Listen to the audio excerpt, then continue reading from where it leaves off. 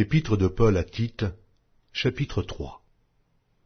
Rappelle-leur d'être soumis aux magistrats et aux autorités, d'obéir, d'être prêts à toute bonne œuvre, de ne médire de personne, d'être pacifique, modéré, plein de douceur envers tous les hommes. Car nous aussi nous étions autrefois insensés, désobéissants, égarés, asservis à toute espèce de convoitise et de volupté, vivant dans la méchanceté et dans l'envie, dignes d'être haïs, et nous haïssant les uns les autres.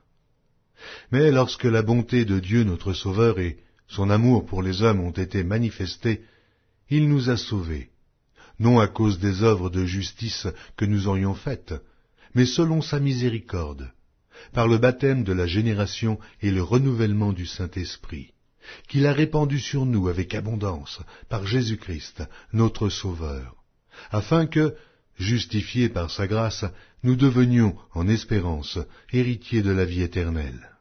Cette parole est certaine, et je veux que tu affirmes ces choses, afin que ceux qui ont cru en Dieu s'appliquent à pratiquer de bonnes œuvres. Voilà ce qui est bon et utile aux hommes. Mais évite les discussions folles, les généalogies, les querelles, les disputes relatives à la loi, car elles sont inutiles et vaines.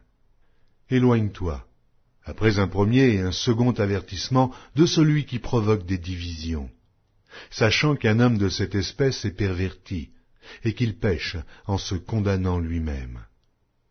Lorsque je t'enverrai Artémas ou Tychique, hâte-toi de venir me rejoindre à Nicopolis, car c'est là que j'ai résolu de passer l'hiver.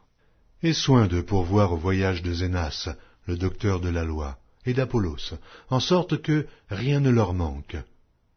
Il faut que les nôtres aussi apprennent à pratiquer de bonnes œuvres pour subvenir aux besoins pressants, afin qu'ils ne soient pas sans produire des fruits. Tous ceux qui sont avec moi te saluent. Salue ceux qui nous aiment dans la foi.